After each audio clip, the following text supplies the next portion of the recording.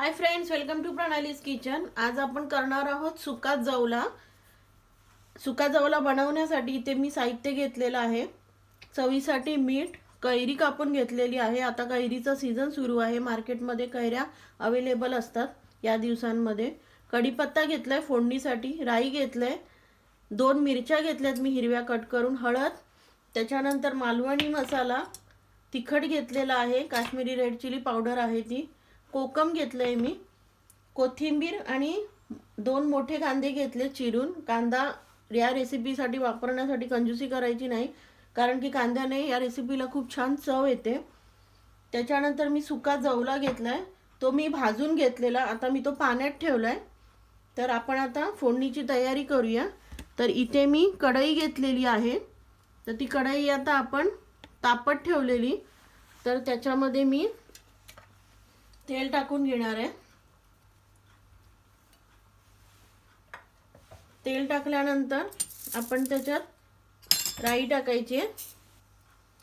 राई चांगली तडतडल्यानंतर त्याच्यामध्ये मी लगेचच कढीपत्ता टाकणार आहे।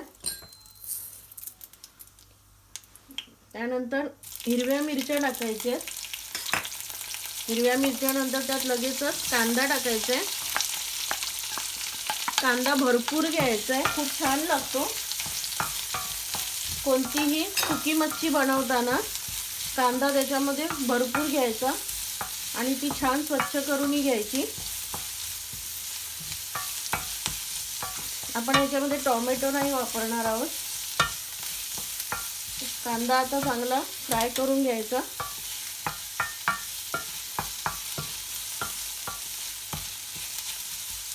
हा सुका जवला घेतलेला आहे 200 ग्रॅम, तर तो जवला आणल्यानंतर पाखडून घ्यायचा। पाखडल्यानंतर त्याच्यात तो स्वच्छ करायचा। त्याच्यामध्ये कधी कधी खूप घाण असते, कारण की ते उघड्यावर सुकवलं जातं, त्याच्यामुळे कधी कधी दगडमाती वगैरे पण मिक्स होते।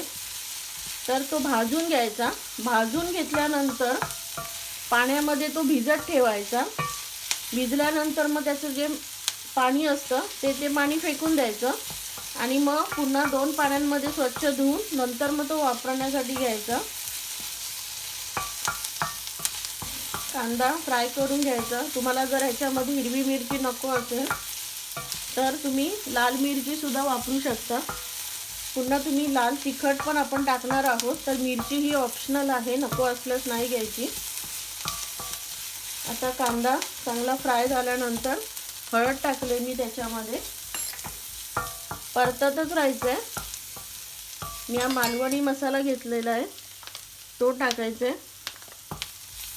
कोणताही मसाला घ्या जो अवेलेबल असेल तो, सुकट कसं पण बनवलं तरी सुद्धा ते टेस्टीच होतं। त्याच्यानंतर लाल मिरची पावडर घेतले, ही तिखट नाही आहे, ह्याच्याने आपल्या जवल्याला चव खूप छान येणार आहे। मला सुकी मच्छी खूप आवडते खायला, माझ्या मिस्टरांना ती अजिबात आवडत नाही, त्याचा वास येतो त्यांना। तर मी थोडं पाणी टाकणार आहे।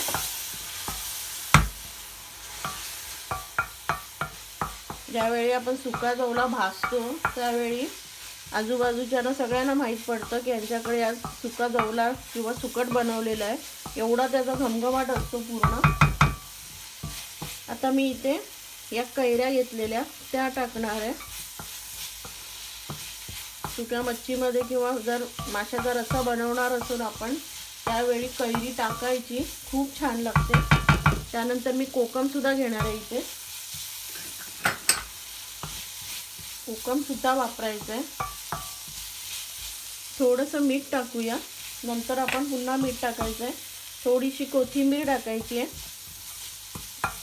कोथिंबीर जेव्हा आपली रेसिपी सुरू असते त्याच्यामध्ये टाकल्याने सुद्धा त्याचा स्वाद असतो कोथिंबीरीचा, तो उतरतो त्या जेवणामध्ये। थोडंसं पाणी टाकूया, मसाला खाली चिटकून नाही द्यायचा आहे। आणि आता आपण जो जवला धुवून घेतलाय तो मी टाकणार आहे त्याच्यामध्ये, सारखं परततच राहायचं आहे।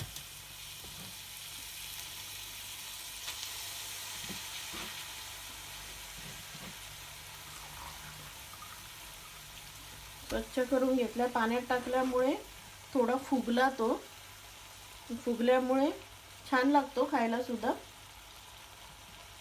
पूर्ण असं जवला टाकून घ्यायचं त्याच्यात. त्याच्यानंतर आपण चांगलं परतून घेऊया. जवल्याची अजून एक रेसिपी करता येते, सुका जवला करतात. म्हणजे पूर्ण सुका असतो तो जवला, भाजून घेऊन त्याच्यामध्ये वरूनच लाल तिखट आणि मीठ टाकतात. गावच्या ठिकाणी ते न्याहारीसाठी भाकरी बरोबर खातात. अप्रतिम टेस्ट लागते त्याची, मी खूप खाल्ले लहानपणी. त्याच्यानंतर आता त्याच्यात आपण मीठ टाकूया. सुक्या मच्छीमध्ये मीठ थोडं कमीच टाकायचं, कारण की त्या सुकटाला सुद्धा मीठ असतं. त्याच्यामुळे रेसिपी करताना मीठ थोडं कमीच टाकायचं. पुन्हा परतून घेऊया. परतल्यानंतर 1 मिनिटभर ठेवून द्यायचं ते, म्हणजे त्याच्या वाफेने थोडा तो अजून शिजवला जातो.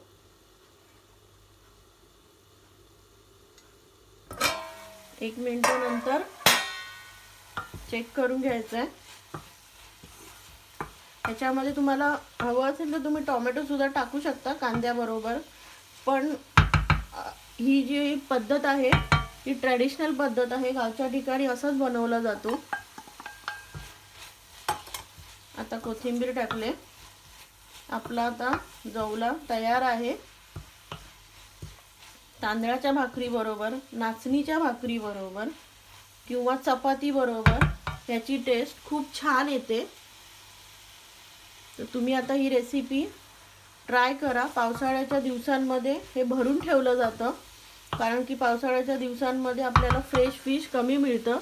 त्याच्यामुळे सुकी मच्छी जास्त बनवली जाते.